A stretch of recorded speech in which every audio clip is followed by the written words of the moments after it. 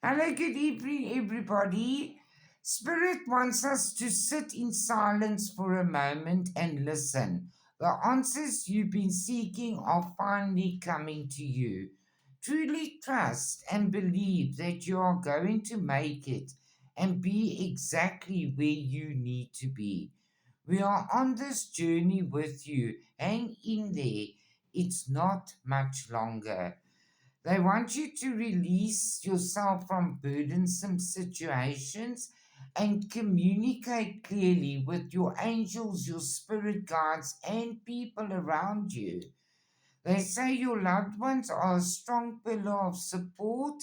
Embrace their love and let go of past issues. And it's okay to be different. They want you to let go of stress and don't take on other people's stress anymore. Embrace calm and clarity. Let your intuition guide you. You've overcome so many obstacles, and there is a rebirth assured for you. Be your own first priority and do something nice for yourself for a change. Do not be tempted to lower your standards. You are on the road to success. They say you mustn't lose sight of this truth. You came here to evolve and grow. It is necessary to experience the difficult times. That is when you will grow the most.